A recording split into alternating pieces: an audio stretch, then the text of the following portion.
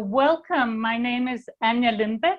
I'm with Local Futures, and I have the honor today of introducing Jane Davison, George Ferguson, and Sarah McKinley.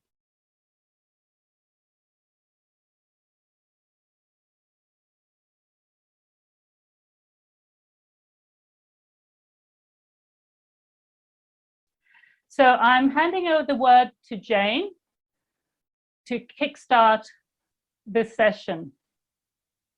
Well, thank you very much, Anja, and thank you so much for inviting me to contribute towards the fantastic set of works you've put together for World Localisation Day. 6 weeks of people in discussion, helping understand what that means and what it could mean in the context of any part of the world. I'm speaking from Wales. Wales, and I know there are a number of people from Wales on the call, so croeso, welcome to you. I live in the west of Wales, and Wales is a small country on the left-hand side of the United Kingdom, some 3 million people and 10 million sheep. But it is a country that has its own parliament and its own government, which has the ability to make laws individually for Wales in quite a large number of areas now, and those powers have been growing over the last 20 years since Wales, Scotland and Northern Ireland were given devolved powers from the UK government. I think the real point of my being here today is to talk about one particular aspect of that. Back in 1999, when Wales was first given devolved powers, one of the duties that we had that wasn't given out elsewhere in the UK, and I think a brilliant duty, was we were asked to promote sustainable development in everything that we did. And over a period of 3 political administrations, it turned out that this was really hard. It was really hard because lots of people didn't understand what sustainable development was, and therefore they didn't know exactly what they were promoting. So by the time I was given the ministerial responsibility to take this forward as required by our founding legislation to set up the Welsh Assembly at the time, now the Welsh Parliament, I thought we're going to have to do something quite different here. And I went on a journey across Wales, talking to people in Wales, working with others across the political spectrum to see if we could make sustainable development the central organising principle for government in Wales.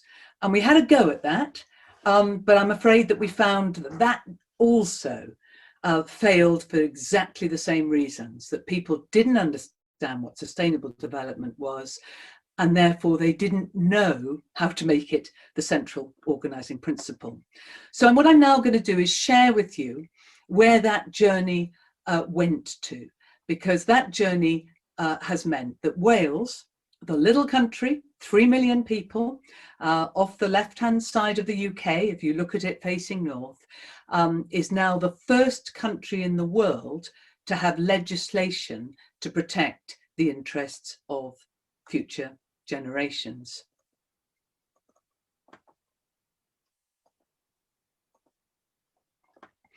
So here we are, save some for me. A pretty ordinary proposition, but somehow it is seen to be radical. Those of us who are actually rethinking laws and policies to benefit future generations. And here is the Wellbeing of Future Generations Act. So over the journey that was taken to understand what sustainable development was, to work out how to deliver it, it became clear that we needed to have very clear goals so that people understood what they needed to do in terms of delivery on the ambition. And also, one of the things that often is not in legislation, but had become very clear through how the previous legislation had not worked, was to have the processes to deliver also in the law. So the Wellbeing of Future Generations Act is unique in the sense it's the only act in the world that can deliver on the SDGs. And you see the 17 SDGs around the 7 goals of the Wellbeing of Future Generations Act and the country of Wales in the slide in front of you. But also in the act are how you have to deliver. You have to think long term. You have to think preventatively. You have to collaborate with each other. You have to integrate the outcomes of the goals, and you have to involve people about whom decisions are being made. And these aren't just propositions that are seen as good in the context of Wales. These are actually propositions that come from best practice from the OECD and elsewhere about how to demonstrate good decision making. And this slide actually lays out the content of the goals. So whereas previously in 1999 we were just asked to promote sustainable development, now you can see how you can do it. The Prosperous Wales goal, I'm not going to read them out, but you've got them in front of you, but just to highlight a couple of points of each, is innovative, productive and low carbon, working within environmental limits and allowing people to take advantage of wealth generated through securing decent work. So you can immediately see a very different proposal for a country which could not open a new coal mine and deliver on that definition of prosperity, wants a skilled and well-educated population in these areas. Resilience, I much prefer, I wish this was called the nature goal because it would be much clearer to people. But it's not just about maintaining, which of course nobody is doing, including Wales, but enhancing the biodiverse natural environment and dealing with climate change. The prosperity is linked to climate change. Health, not targets like how many ambulances come and pick you up, but what does it take to create a society where people's physical and mental well-being are maximised? And how do you understand what choices and behaviours can contribute towards that? So it's about, instead of looking downstream and short term, which is what politics has become pretty well the world over, it's about saying, let's look back, let's turn this on its head, and how we can therefore create a different kind of society, more equal, irrespective of socioeconomic circumstances, but also in the context of race, gender, and any other protected characteristic. How you build cohesion in communities, very important in terms of World Localisation Day. And although it's a very short goal here, you know, we all want to live in attractive, viable, safe and well-connected communities. But actually the communities in Wales, in a rural nation, are not well connected. And that's both about broadband, but also about transport. What kind of new and exciting opportunities can be created? Because we're a country of more than one language, in terms of our main languages, English and Welsh, and both are protected and both are main languages in Wales, but we have many other languages as well. And finally, in the context of global responsibility, not doing anything that will affect the world negatively as a result of what happens in Wales. And that's a really, really important goal in terms of making sure that we don't pass our carbon emissions or anything else on. Sorry, I do apologise. I said a moment ago that also in the Act are the processes, how you have to work in terms of delivery. And that means that when you think of those 5 factors that I mentioned that are there on the screen in front of you at the moment, you now also have in Wales 3 main individuals and organisations that are able to hold all the public services in Wales to account to deliver. And that includes the Welsh Government, because one of the things that was really important to me is this wouldn't be a law that government would pass for everybody else in Wales, but unlike normal laws that government does pass for others, not itself, this also affects the government itself. So an independent Future Generations Commissioner can challenge all those public services and government. The Auditor General for Wales that audits all the public bodies can challenge.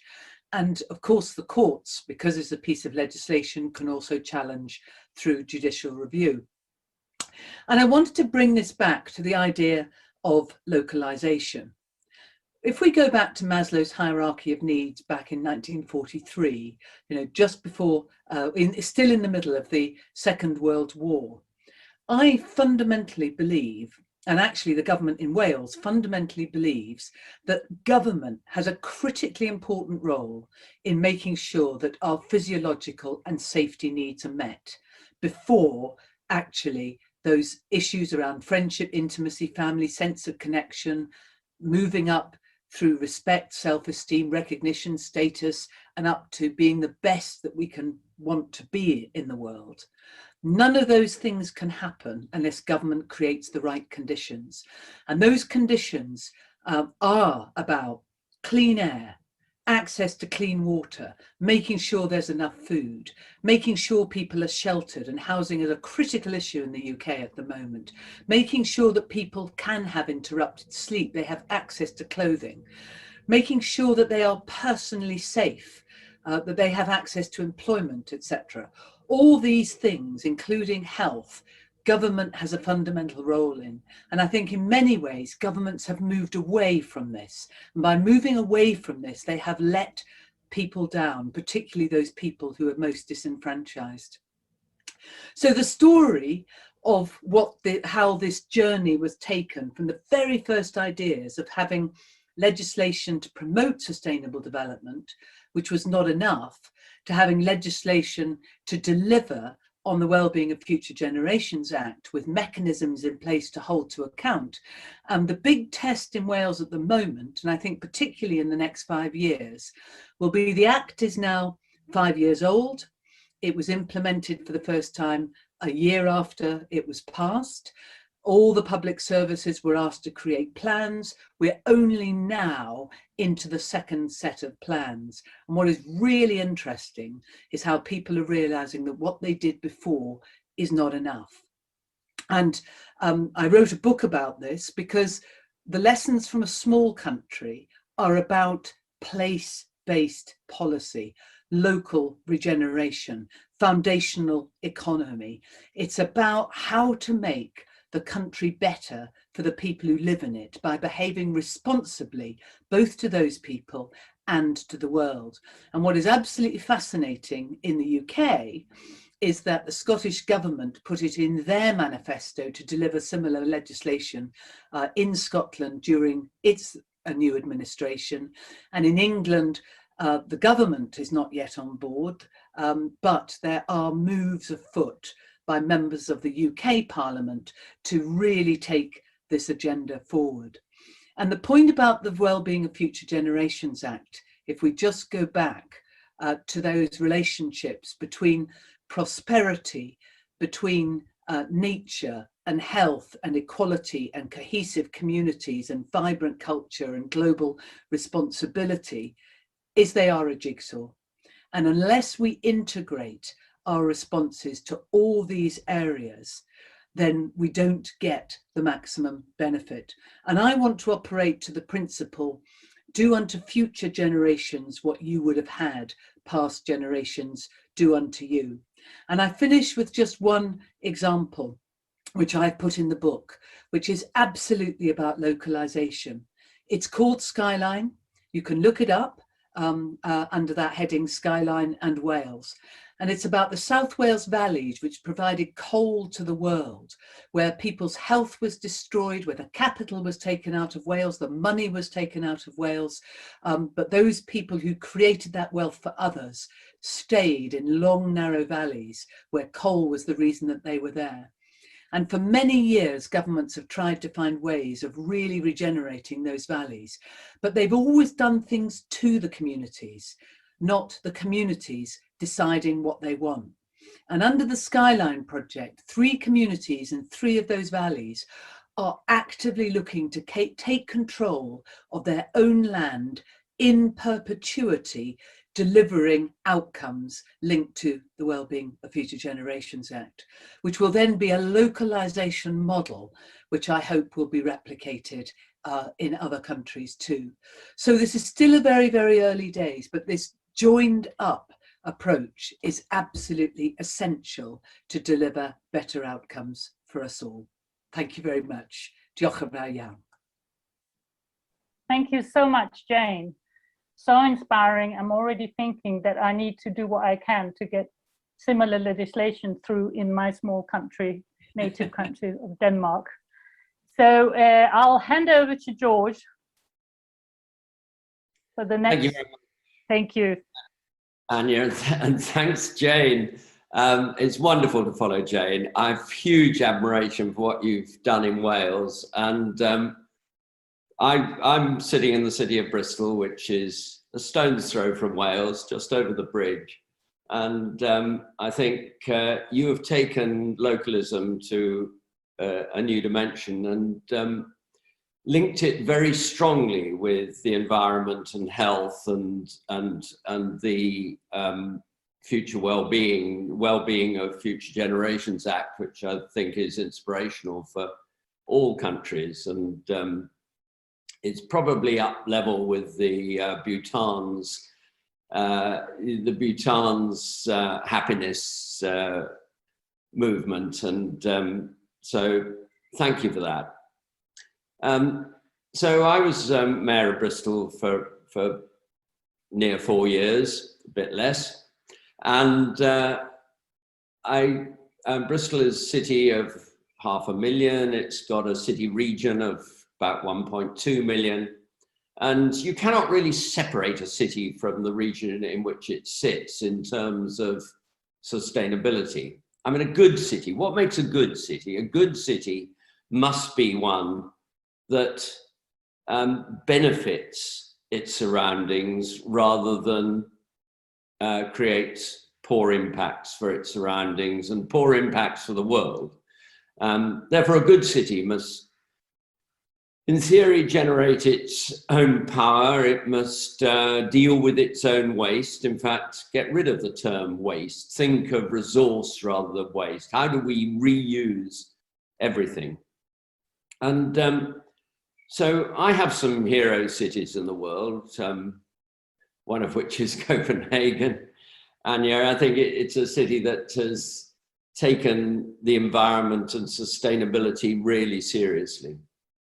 So when I became mayor, I was absolutely determined that we moved away from this quite destructive society that we have of everybody driving around in cars, using more energy than they generate, and making unhealthy environment for children to grow up in, dangerous in many ways. So a good city must take control of its own future. And we had the Localism Act in this country in 2011. And the Localism Act, I think, has benefited regions. It's benefited Wales in that they have been able to take more control of their own future and their own policy.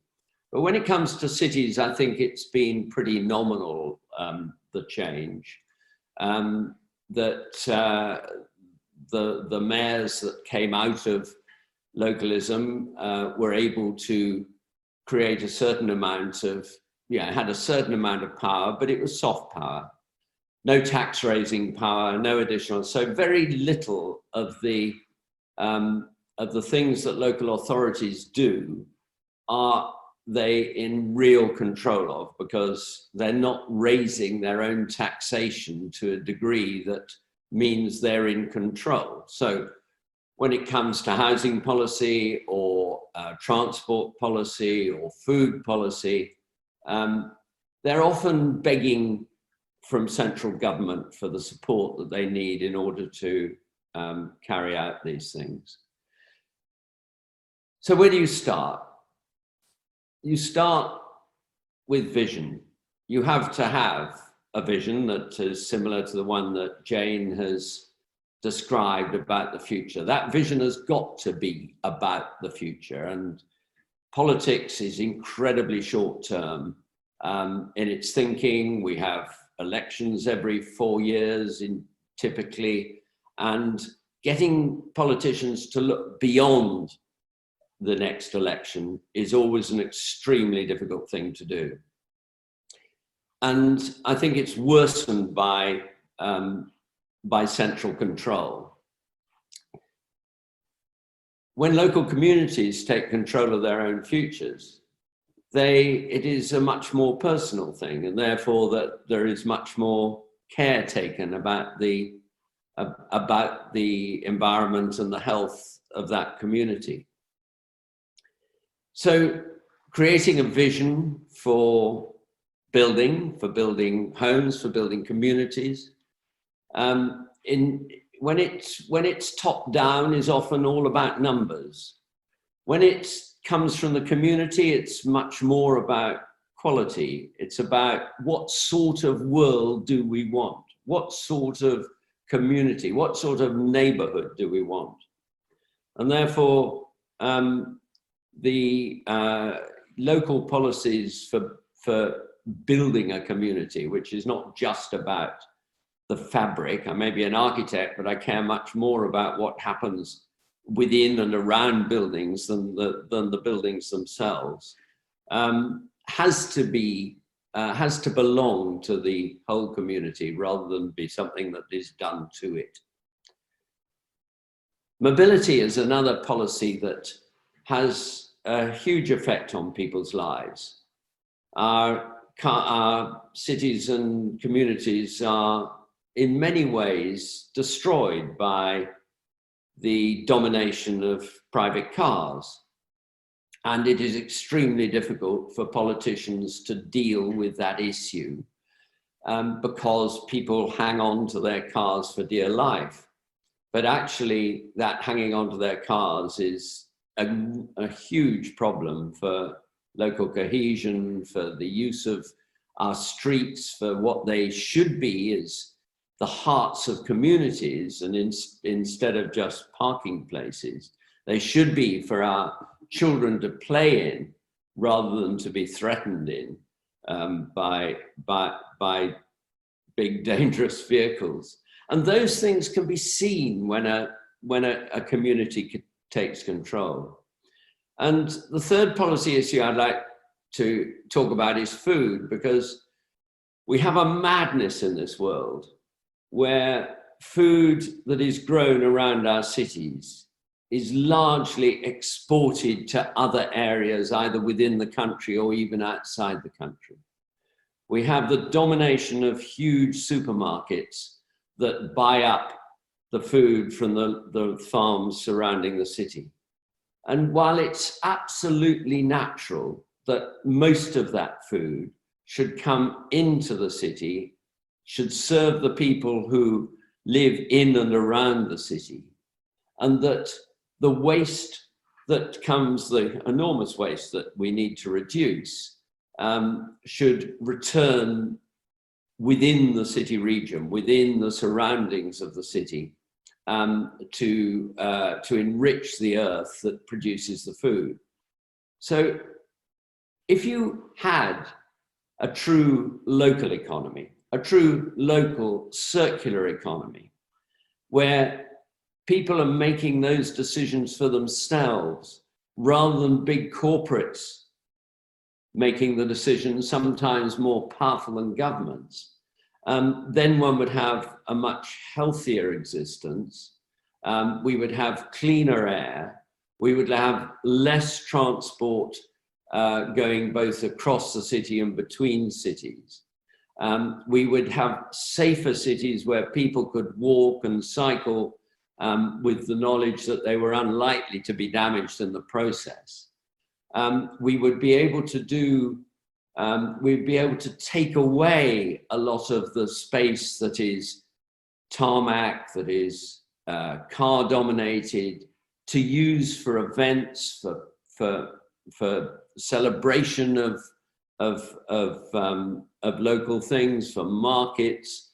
And I sometimes feel that the prosperity has made us worse, and that I look sometimes to the poorer places that have more enriched communities out of need, and think about how we can learn from from their communities, not to copy, but to adapt.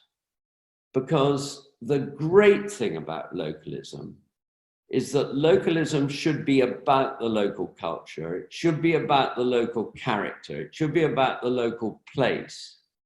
And it should be different. And wherever you are, you should be able to recognize that difference. And the terrible thing about globalism is that we all copy and don't adapt.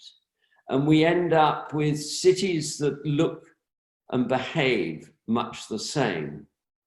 So to get back to the vision must be of reinforcing the character of the place you live in, of putting the people who live in that place first, of giving them the decisions about their own future, and ensuring that we make and grow and use things for local people, and that we minimize the waste and we return things to the earth to enrich it, not to destroy it. Thank you so much, George. Strong words. I'll hand over to you, Sarah, for more good stuff. Thank you, Anya, and thank you, Jane and George. It's a real honor to be a part of this event, which I think is a really important topic for us all to be discussing and grappling with. And I'm really honored to be a part of this panel and hearing from my esteemed colleagues. I've long followed the work in Wales and the Future Generations Act, as well as the work that George has done in Bristol and beyond. So I'm really honored to be here. I've asked Carly to share my slides. I've had a little bit of tech difficulty, so I thank you very much, Carly, for stepping up. And I'll just let you know when to move on to the next, and you can go ahead and do that now. So thank you. Next, first slide. So as Anya said, my name is Sarah McKinley. I'm Director of European Programs for the Democracy Collaborative. The Democracy Collaborative is a US-based research and design hub for the democratic economy that advances new models and visions for economic democracy on both sides of the Atlantic.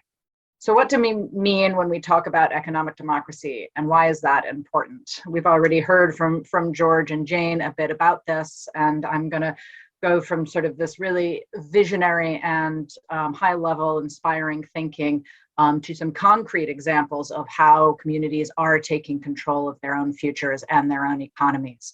So right now, as we all know, ownership and control of our economy is concentrated to degrees that we have not seen since before the Great Depression, concentrated in the hands of an ever increasing few who extract wealth and resources from our communities, destroying our planet, and breaking our bodies, and particularly the bodies of those Black and brown people throughout the world.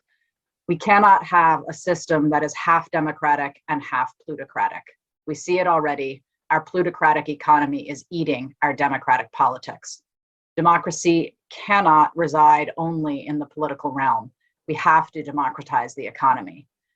And to do that, we need a revolution in ownership, changing who owns and controls capital and productive assets in place so that we're not just tinkering around the edges of a destructive system, but fundamentally restructuring our system so that it not only works in service to community, but actually produces positive outcomes by its natural functioning.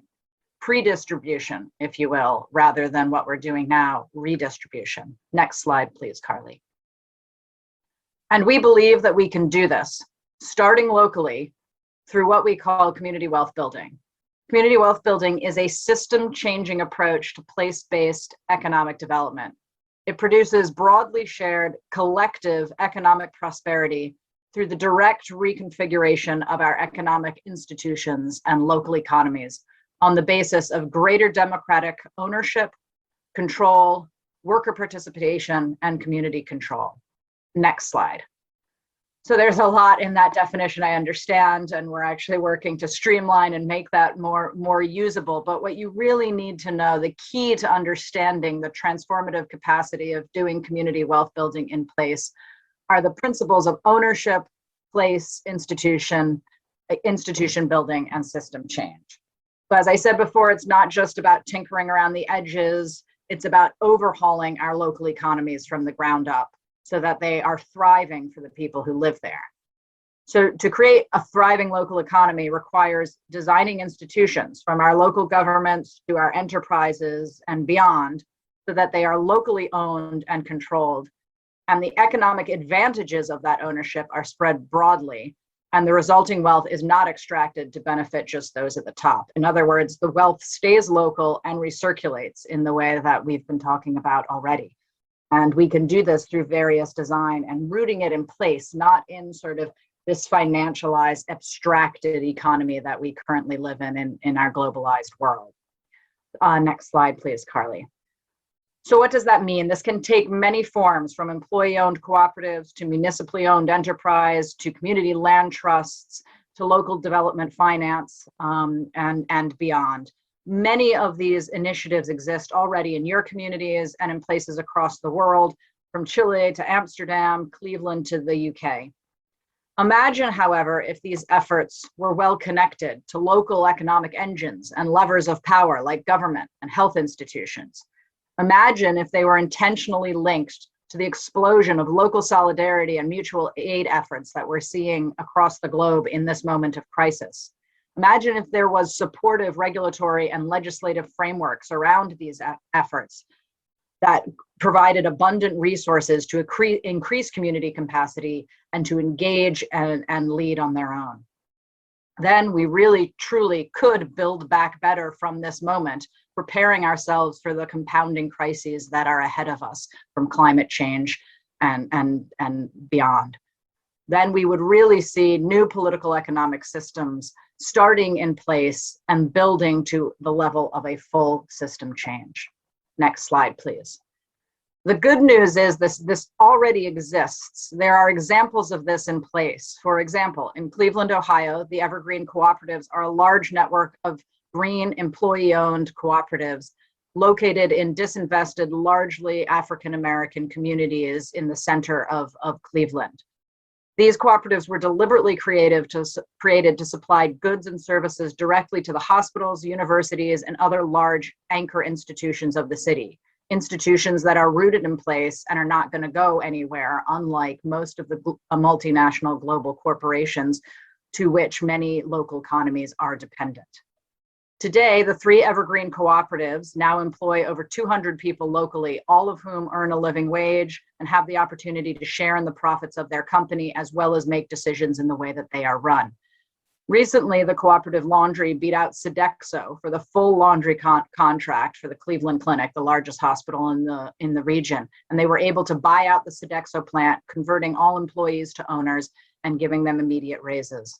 There's now a fund to support the conversion of other locally rooted businesses to employee ownership, and you begin to see an opportunity to scale and really distribute the economy in a way that benefits those who are living and working in place. Next slide, please, Carly.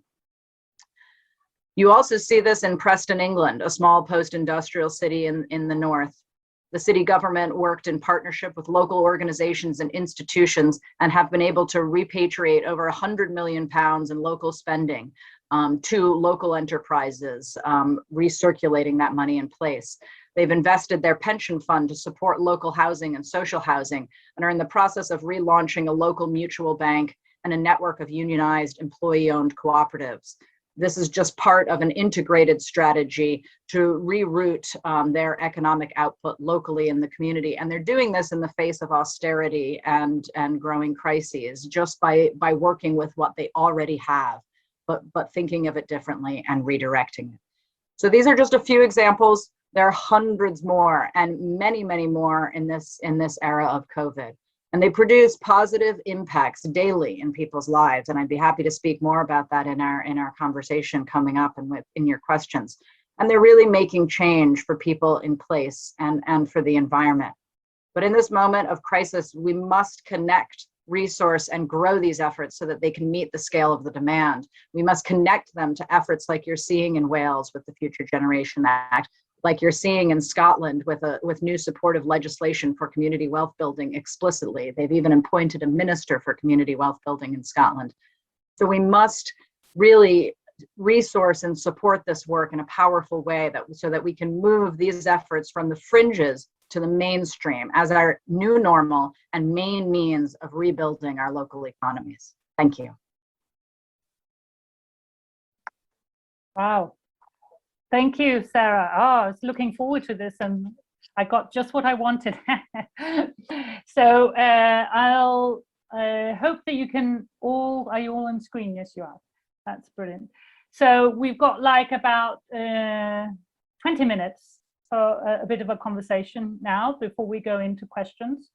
And I would like to sort of hear a bit more from all of you about the kind of specific legislation. Obviously, we've had some examples here. The best one, or the first one being the Wellbeing of Future Generations Act, but I'm also thinking of other legislation that can help, as you were saying now, Sarah, this kind of supportive regulations that can support the efforts, all these amazing regeneration that's already happening, you know? And allow those to flourish. That's the one thing. So if you can think of anything specific that you want to share, any specific regulations that you think are real key. I mean, to my mind springs something like public procurement as something that can create change very rapidly. Right, can I? Good. I think what was really interesting about Sarah's presentation is that actually the Preston model, the incredibly important part of the Preston model, is how they used procurement and are still using procurement in terms of contributing to what we in Wales call a foundational economy, but bringing the money back home, making sure there was local economic benefit. And in Wales, through the Wellbeing of Future Generations Act, then, and also looking at the Social Value Act, which applies across the whole of the United Kingdom, you get, through some of this legislation, permission to think differently. And what Wales has now done is totally changed its procurement mechanisms because it wants to deliver on the aspirations of the Wellbeing of Future Generations Act. And the bit about procurement is particularly important. And I'll just give you one example of a localised project that actually links over to the work I do with the Food Farming and Countryside Commission as well. In the Carmarthenshire, which is a local authority area in Wales, in West Wales, is also, because of its placing and relationship to other local authorities, it has a university in it, a college in it. It has the headquarters of the West Wales Health in it. It has a major police headquarters in it, etc. So it is very much a regional headquarters. So I was able to propose that we should actually look at public procurement in terms of changing what went onto the public plate. So if we got all the public authorities, the council, the police, the university, the college, the health board, Natural Resources Wales and others, all to procure together around food. Now, some of us procure quite a lot from the university sector and the college sector. Others, such as the police, procure very little. Health procures an enormous amount. Local authorities procure an enormous amount, particularly in the context of schools and care homes. And I thought if we could get all the procurement lined up, we could create, and this is very much linked to the Preston model, we could create an opportunity where we were creating healthier food, create new opportunities for growing, because only 3% of Welsh horticulture, i.e. fruit and vegetable, is grown in Wales, which is nonsensical, because it could very easily grow all of it, since all the 3% is grown on 0.001% of land.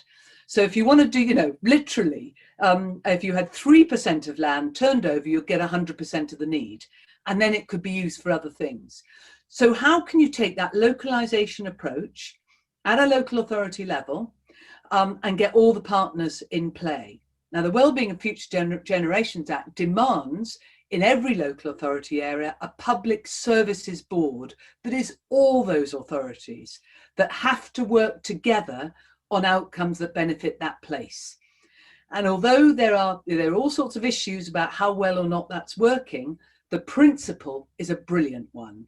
And it has meant that this kind of proposal is now being looked at. We get conversations from all over the world looking at this proposal of using procurement to drive an outcome locally where all partners engage in the procurement process and use that critical mass. And we featured it in the Field Guide to the Future in terms of the Wales report on Food Farming and Countryside Commission, because the ambition of the Commission is to create an agroecological approach. And my role is not, I don't lead for the Commission, I lead in inquiring into whether the Commission is doing the right thing. So I lead the Wales inquiry and test whether or not the Commission is actually doing what it needs to do in terms of giving us in Wales appropriate advice. But it's such a good example. So it's place-based. It absolutely deals with the issue of food that George highlighted. It's linked to the Preston model that Sarah highlighted, and it uses procurement. And I know that George did amazing stuff in his time in Bristol, so perhaps I'll hand over to him. Well, yes, I talk about the power of procurement because I think there's huge amount of power in the hands of the procurers, and sometimes a real misunderstanding about what they should be doing, because we should always be thinking about best value rather than cost, and best value is about how that procurement can redistribute the benefits within the community for which it's procured. And so I think it's not just about the legislation, which is important, which should be quite liberal in terms of the power it gives to the local people to be able to procure locally, but it's also about the understanding of the people that are carrying that out and being able to evaluate the true value. I know that sounds a stupid thing to say, but I think there's a lack of understanding of the way that money can recirculate within the local economy if it's procured correctly.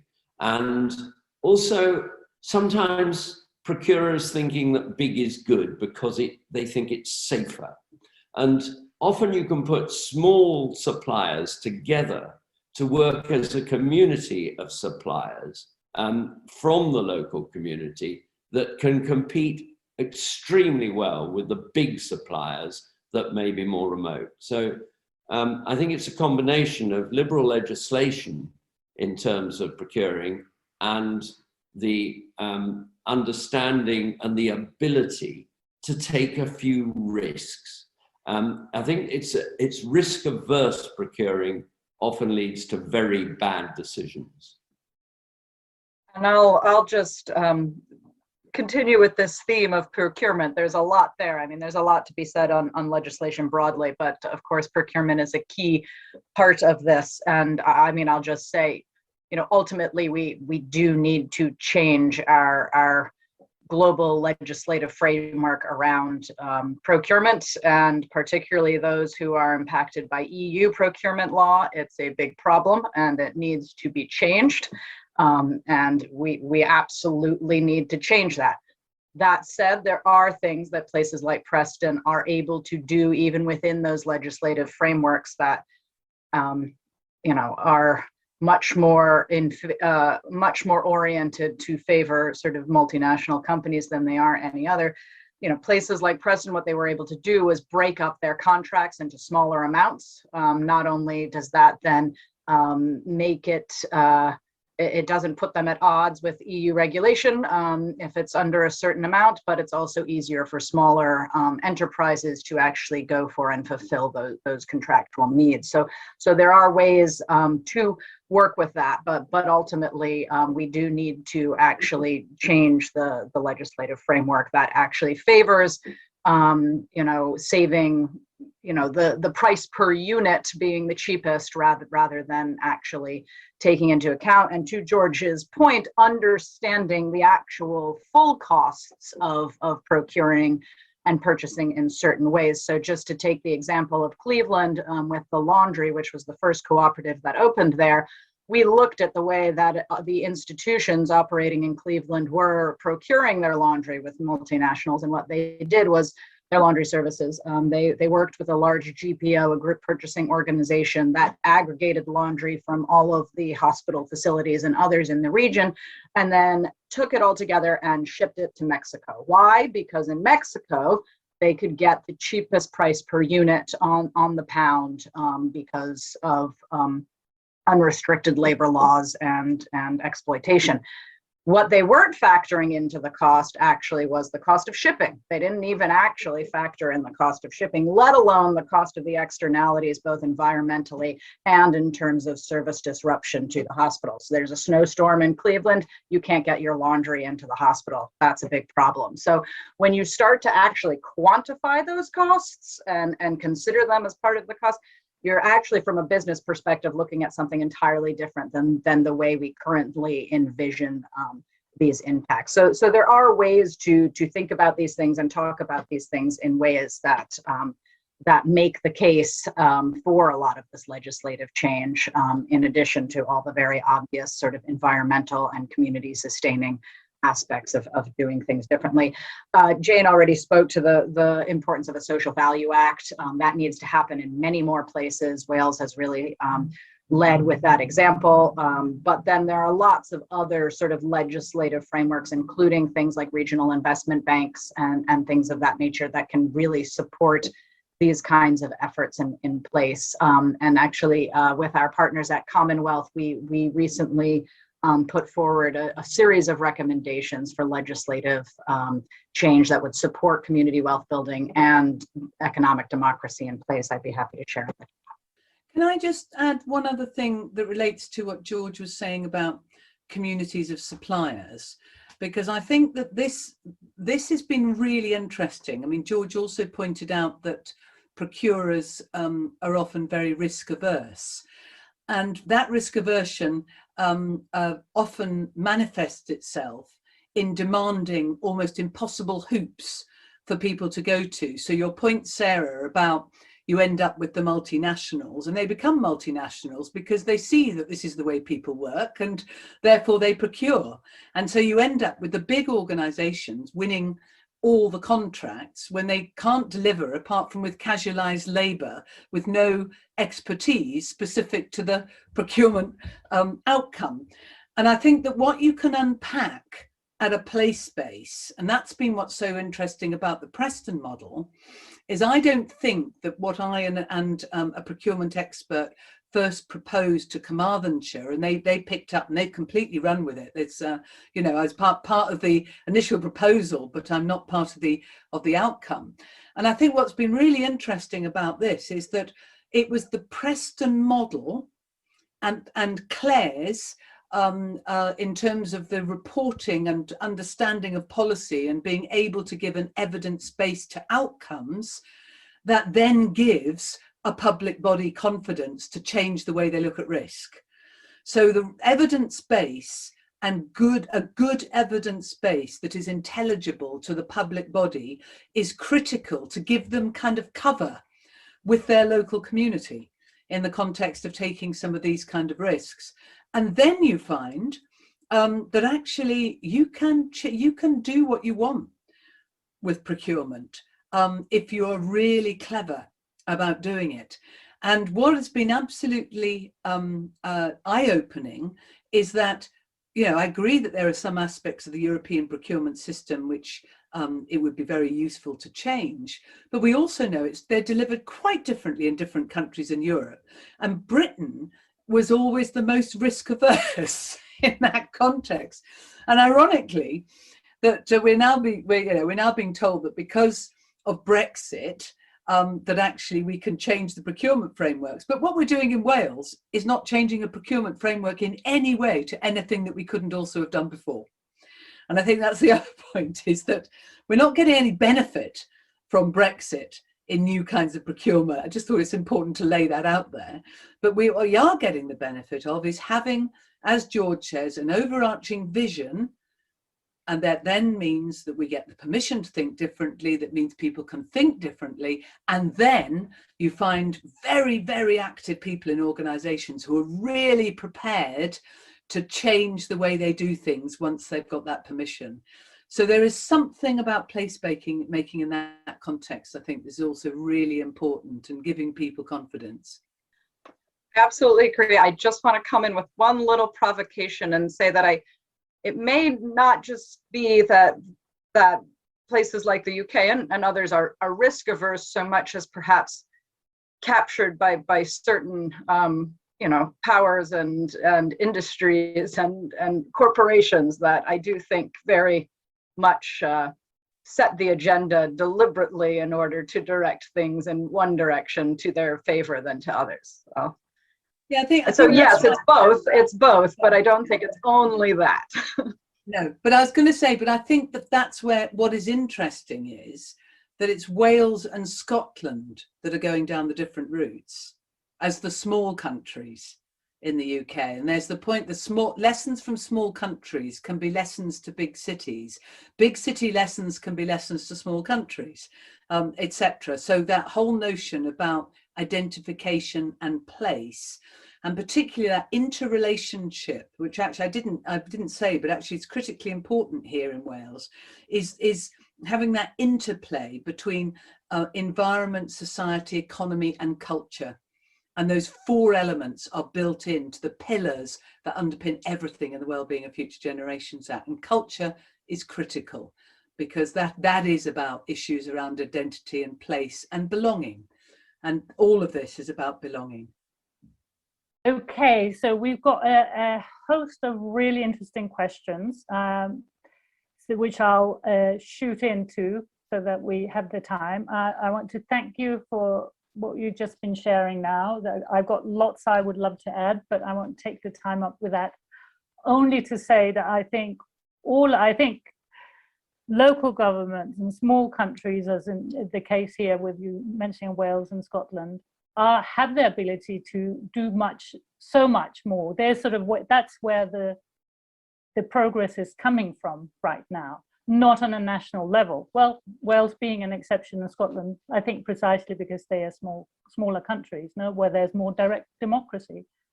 And I think the challenge is also to how do we deal with the so-called free trade treaties that then come in and undermine all that's happening.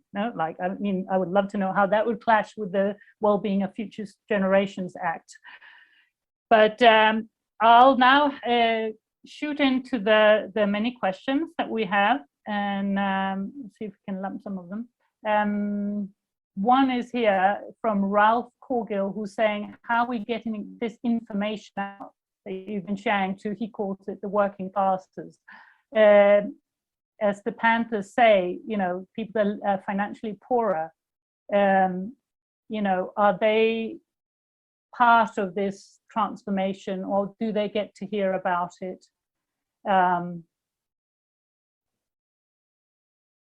And there's another question here, which is kind of related, because Howard Tanky is saying local places, even quite close places, sometimes have different quantities of resources and qualities, and how are these issues dealt with, if we could become too localized. So this, the thing about here, wealth distribution and inequality, how would we deal with that? Would any of you like to speak to this? Go ahead, George. I see you popped off mute, but I have some thoughts too once you're done.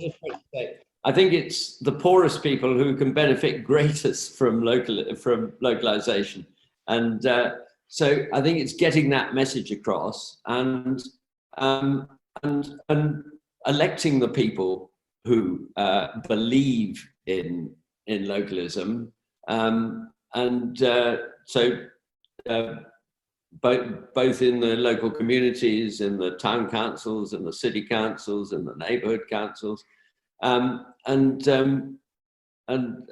so I think once there's an understanding that actually you get fairer communities where you get true localism, then I think you bring the poorer communities in that you are absolutely rightly concerned about. And I think historically it is always the poorer communities who are left out of these conversations because they have less means to be involved in the conversation. So we really have to reach out to have that conversation. Absolutely, and I do think, and one of the things we've been exploring in partnership with many activist groups and movement organizers is political education strategies and really getting the word out there. That said, I do want to sort of go back to something that, George, you said in your initial presentation, that in fact, you know, a lot of change already comes from communities that have been marginalized and disenfranchised and pushed aside. The quote unquote poorer places, as George said earlier, are often the richest culturally and community-wise places. And a lot of the things that you know, we talk about when we talk about community wealth building, these aren't necessarily new strategies. These are strategies that communities, and particularly communities that have been marginalized, have been using to service their economic and place-based needs for millennia. Cooperatives, right? So people have been cooperating to meet their economic needs all over the place. And in fact, a lot of our modern examples grow out of examples from you know, the global south. A lot of our community wealth building theory is rooted in places like Ujamaa socialism in Tanzania. A lot of the efforts in participation and participatory democracy that come out of places in South America.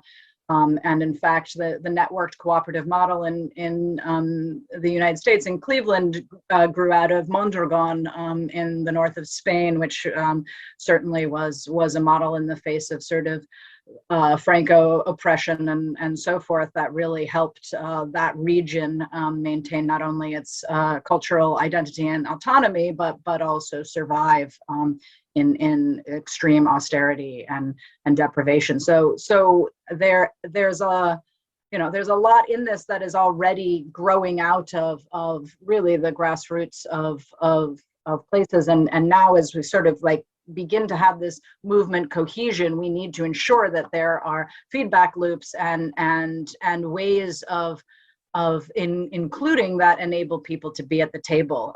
You know, when you have participatory planning or budgeting sessions, you need to be able to provide daycare. You need to be able to provide, you know, compensation for work hours and things like that, as you've seen in places like Brazil and others in different kinds of experimenting around those efforts. So there's a lot that's already being done. There's a lot more that can be done, and I think it's not just how do you include poorer communities, but how are we learning from them and building off of a lot of examples that they've already set. Yeah, if I can come in on that, because I think one of the things that sometimes I feel that good practice is a bad traveller. Sometimes it's, you know, if it's the next door place to you, then sometimes you feel a sort of resistance to adopting, and I know that that's, you know, that sometimes it's a very good traveller, but it's often a better traveller if there's a distance between project one and project two, particularly if there's a country border in between. But I think that the what is kind of very important for a country like Wales is the poorest part of the UK. You know, Wales was the country of industrialisation. It was the country which signed the first £1 million cheque in the coal exchange. But as I said in my initial introduction, all that wealth, all that health of its people were just taken away, and the capital went elsewhere, not least to places like Bristol. So there's a, you know, there's a real, and a lot of those communities, and I sort of slightly hesitate, but I've used the phrase sort of left behind in the book. And I mean left behind by the very reason they were first set up. And those communities are among the poorest of the poorest in a poor country, as it were. This is income now, and you're working in Brussels, Sarah, and you'll know that, you know, previously West Wales and the valleys, and Cornwall and parts of Scotland, you know, for example, were places that were identified as the poorest part, among the poorest parts of Europe. And that's why I think that notion, and it very much plays to what you're doing in the work of the Democracy Collaborative, that notion that for the first time through Skyline, those communities are looking at how they might do it.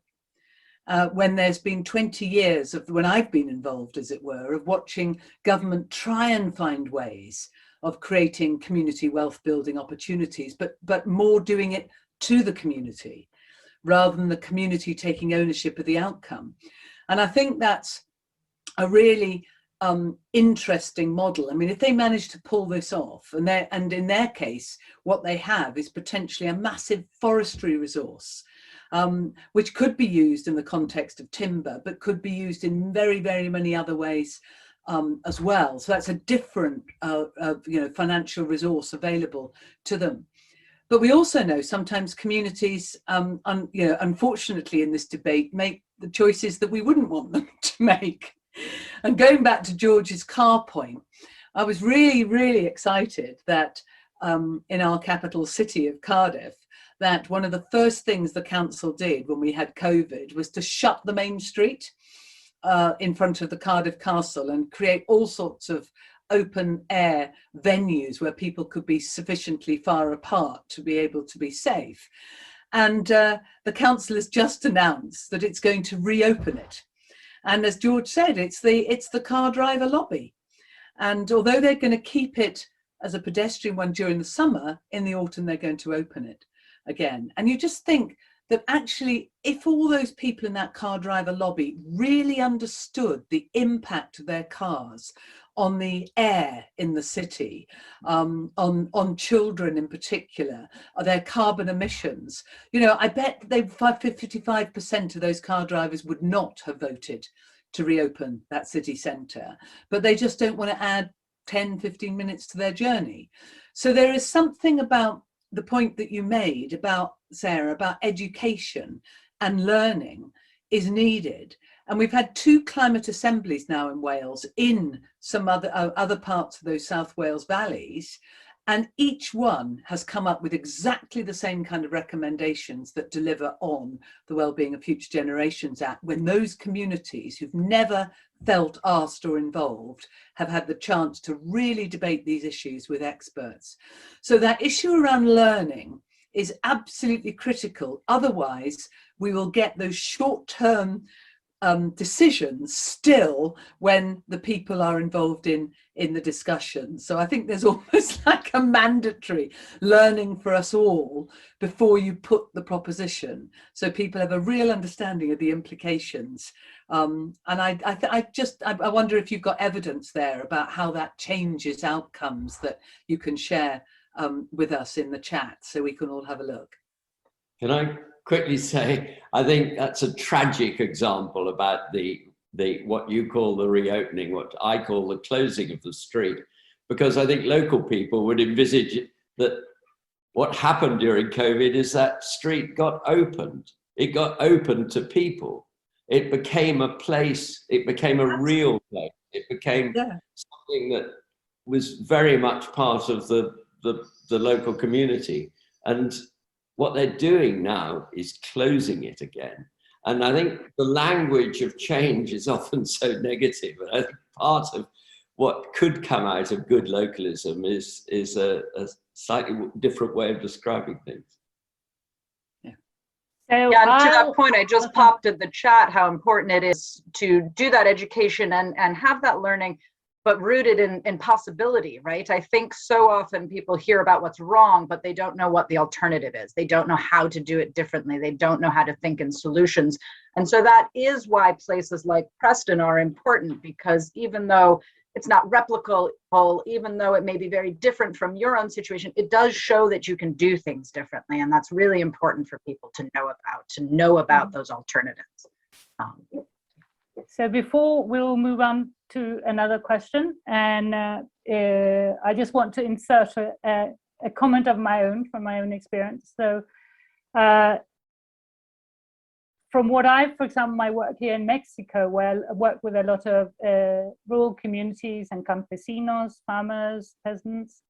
And what I've seen, one of the, which could be a little bit akin to kind of the poorer segments of society that Ralph was alluding to, is that it's the best way to get a conversation going. It's not like go out and hold a meeting or have an educational campaign directing just at those people, is to create spaces where you can do things together. So kind of spaces where kind of horizontal community building can take place. So that can be a community garden, and it can be, allotments. It can be the kind of, in the cities, these kind of repair cafes where you get people from all corners of life, different generations getting together, doing something practical. And out of that becomes a raised consciousness. So that's one thing I think it's probably, really undervalued, but creating those spaces will transform a community in itself. It will build a community. And the other thing I've also had sort of personal experience with in Denmark is being, randomly picked to be part of a citizen assembly that was discussing a really controversial issue, a tax on meat, which in Denmark, is an issue that could really rile up a lot of people. And I was sitting there with people from every political spectrum. I was sitting with next to me was a pig producer, that had, that produced thousands of pigs. And we, after 6 hours of sitting down at a table, came up with a policy recommendation, which could have been, on the Green Party's, a Green Party's policy recommendation. It was quite astonishing. So, I mean, that's another tool or process, I think, that can also get a lot of people involved.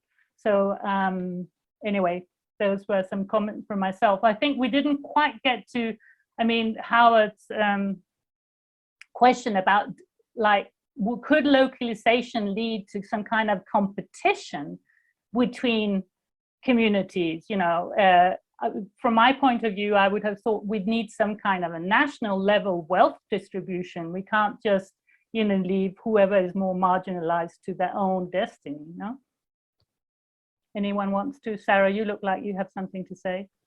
Yeah, absolutely.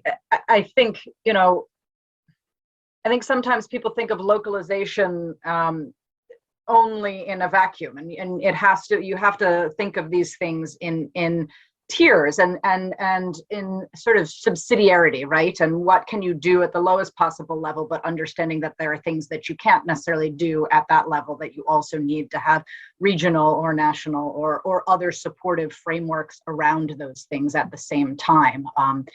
And absolutely, in terms of sort of distribution of resources, but thinking of those in terms of need as well. I mean, one of the live discourses in the UK, and I'm sorry to keep speaking to UK examples, is the notion of devolution and leveling up, and what does that actually mean, and what would that really look like if you were to take into account the real sort of regional inequities that are rife within and across the UK.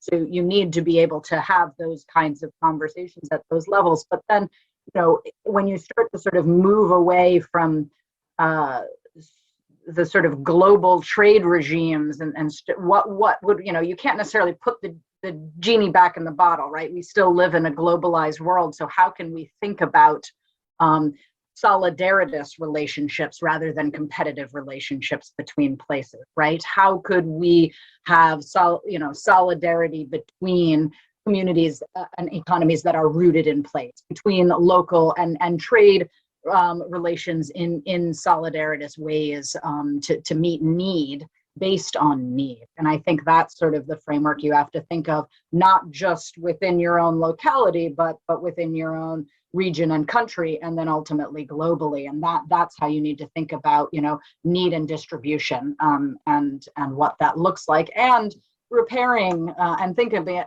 from a reparative frame too, and repairing past inequalities and oppressions and things, and what would that look like when you have a global view on things. And there's a time, there's a time, and that this goes with the growth conversation too, right? It's not necessarily degrowth, but we don't need to be growing in certain places. And how does that play into an actual genuine conversation around leveling up?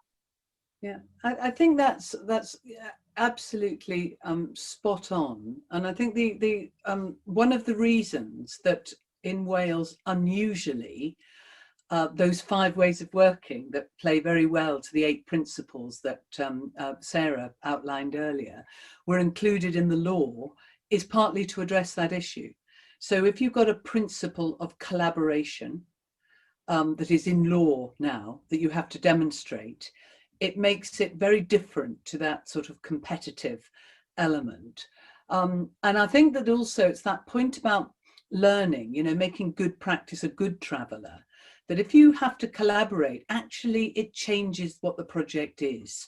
So person A goes in thinking the project's going to be this in the old autocratic ways, or organization A, because it quite often is an organization, but actually it becomes changed and better for that collaborative input, particularly also the critical element that is about involving people about whom those decisions are being made. So those 2 elements then tied to the fact you have to be preventative and you have to think long term means that actually there can be a test. There will be legal tests of this undoubtedly over the next few years about whether organizations are demonstrating that. This is a very, very different approach in the context of, for example, the UK government at the moment has rewarded those seats which changed from red to blue with substantial amount of funding. And I have never seen that before, actually, in my, sort of political life. I've never seen that done so blatantly, that it is a direct political outcome. If you vote blue under the UK government at the moment, you get money. Whereas normally in my political life, it's always been, trying to find the formula that is fairest to the largest number of people. And I think there is something longer term about the trust that people have in their governing institutions is also very important here. That idea that if you vote one way, you'll get something for your community will end up encouraging some people to take that choice. But if as a result, the rest of the whole of the UK is poorer, that is not going to play out. So I think that, it's far better to be stronger in the impact, which we're all agreed on, and the stronger in the impact of how bringing that money back home, that £100 million brought back into the economy of Preston, we can already see money coming back home in Wales as a result of more local initiatives. And I think that's the big agenda, is your pound needs to be, the maximum opportunity for the pound to be spent locally for local people should be exercised, but local is going to mean something different in terms of the different services and delivery mechanisms, because I can tell you where I live, you can't grow that much food. So we definitely need local to be a lot bigger than my particular part of sheep grazing West Wales. So local is going to vary, but actually that principle in the context of global is critical. Yeah. And I think the implication of the question is somehow that localism is isolation and it's selfish. Localism is far from isolation. It may be a direction of travel. And I think that it leads to greater generosity and understanding of other people's needs. So I just want to kill that, because I've sometimes been told that localism is inward looking, it's little island thinking. I think localism actually creates good globalism very differently from the sort of very controlled globalism that we have. I think World Localization Day is a very good example of this, because we've got people here as part of this campaign from 29 countries, hosting conversations about localization, a global to local shift, and linking up with others in other parts of the world to get, you know, good tips and how did you deal with this, how do you deal with that, you know, and having really critical conversations about something that, you know, is in a way new to us, not localization itself, because obviously we as humans have evolved in connection with place, but how do we deal with a situation of, you know, the gene that's out of the bottle, you said, Sarah, you know, we haven't faced the situation we are in now with such a globalized economy, which goes beyond anything we saw under colonial times, no? And I think before we move on to the next question is that one can never go back to the way things were, but so maybe we can't put the gene back into the bottle, but that we have to regulate the global economy, global finance, global trade. I think there's no question about that. We're not going to be having any communal wealth building. We're not going to have strong local economies. We're not even going to have a planet to live on for the future if we don't do that. At least that's how I see it. So I think that is something that we have to grow into, that role, no? We have to learn, you know, we are learning as we are on this ride that's happening so fast now. But we, as kind of activists and community wealth builders and placemakers, people wherever we are, you know, this is something we have to learn to deal with. We have to find ways of working together towards that. Now, here, there's just a comment from someone called Joel van der Wagen, who actually mentions a TV series. I don't watch a lot of TV, that says The Life-Size City. It's a world tour of placemaking within big cities. I don't know if any of you know about that, or Jane Jacobs' books, The Death and Life of Great American Cities. So if any of you or any of you three know, maybe you can answer that in the chat box, if you like, you know. And I think I got curious, Joel, now I want to go back and check it out because it sounds really interesting. And then Brian has a question here about, would a carbon tax, or would carbon taxes be helpful, or are they essential? What are your thoughts about this? And you were also saying before, George, about how, you know, if local government can't control their taxes, you know, how are we going to do any kind of localization, you know? So, but carbon tax, helpful, essential? What are your thoughts on this? I think it's the most essential thing to tax. I mean, it is, you know, taxation that's used to change behavior is the best taxation. And so I think it's a win-win. You get more money and you get better behavior. Simple as that. And I think there's something to add to that, which is, I absolutely agree, by the way. I mean, I think that there has been a sort of spurious deferral of any proper discussion about a carbon tax. And, you know, if we end up in another COP26, I mean, I was at COP15, 16, 17, 18, 19. And there are lots of really enthusiastic people talking about carbon taxes, and they just don't get there. But actually we need it. And that will tackle the big corporates in that sense. But there are three other things I think we need as well. One is we need that activism that actually goes for the pension funds. We need that activism that goes for the boards of those big companies, because I think the door is open as never before. And now that we've got the International Energy Association basically downgrading all the assets of the fossil fuel companies, there is a moment where if the politicians don't seize this, they will have let us down in a way that, an even bigger way than they've let us down so far. And the last bit of this, I think, is, and it goes back to this point about learning.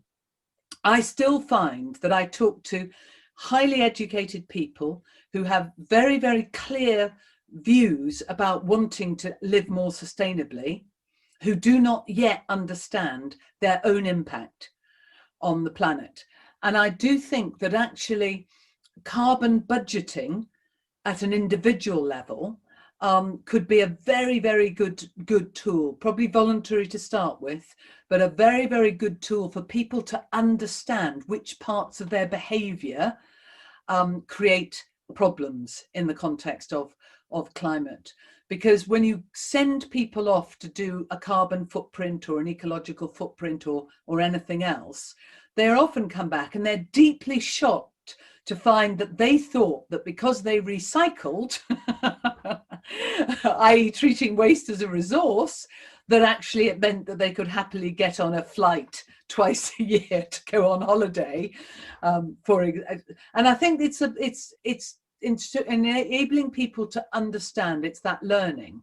So there is a combinations there, but primarily if we don't end up with a carbon tax out of this COP, our chances of achieving the Paris outcomes that we would want to achieve are absolutely zero. And don't get me started on net zero either. It's, zero is where we should be going. Agree on the carbon tax. Another area we need to go after are the insurers as well. That's actually a big part of changing the behavior. But to sort of your point, Anya, I think we absolutely need to stop the bad behavior. You know, we need to. That's the first thing to do. I mean, my orientation is redesign. How can we do it differently? But we can't even get to the redesign until we stop the bad behavior. So we have to stop the bad behavior first. And I think we need to do it by all means necessary. I mean, we've offered some, provocative ideas, for example, nationalizing the fossil fuel companies and then breaking them apart. And there's some thinking on that, not that that's politically feasible anytime soon, but those kinds of ideas to actually really stop the bad actors. And ultimately, I think we need to be looking at, legally reconfiguring the corporation as a body, and there are many different ways to do that. I don't think we're there yet, but ultimately we need to stop the bad acting and the bad behavior and the extraction, and then we can start to rethink about how we can rebuild these things, because we created them.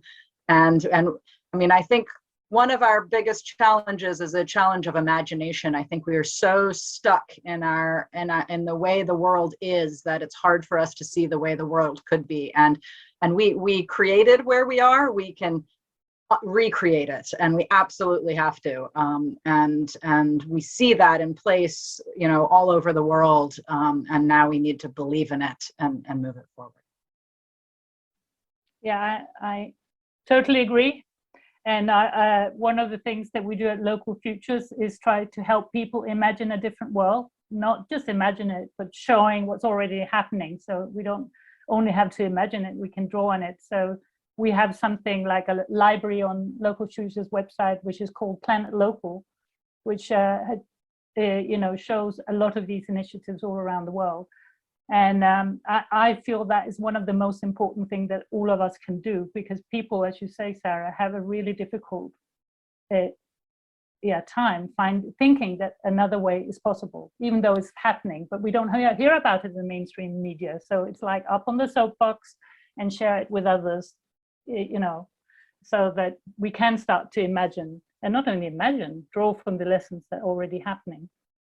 Here we have a question from Rita, who says, to what extent does activism and rebellion play a part in localism, i.e. resisting negative national and regional legislation and pushing ahead with initiatives that benefit local people, even if it's against the regulation?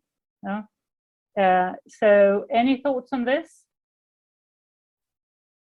Should we rebel even when the legislation is wrong, and should we move ahead? I'm really proud to live in a very rebellious city. And we have historically been a rebellious city for the 18th, 19th century, and the removal of the Colson statue recently. And I think rebellion is a really important start for change often. I think it was a really important start for change about attitudes about the inner cities, although there's further still to go. So yes, I think we should welcome rebellion, especially now on the climate front, and Extinction Rebellion, more strength to your arm.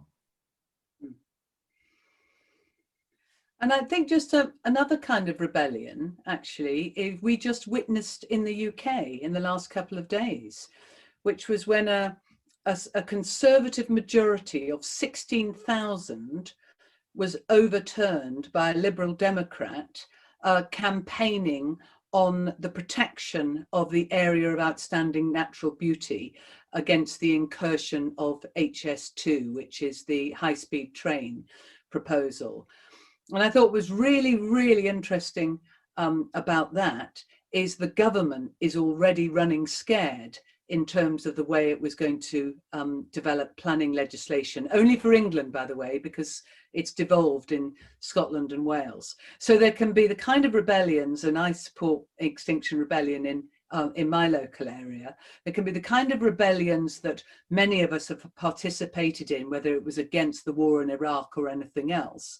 And of course the suffragettes that predated us, but you know, they did. And then I wouldn't be here now if it weren't for the suffragettes and franchise for women. But there's also those rebellions within the system that are actually sometimes incredibly useful, because they make it absolutely clear that the government's priorities, particularly when it was riding roughshod over people, were not the priorities of the people. So I think there's something incredibly important that can be harnessed there.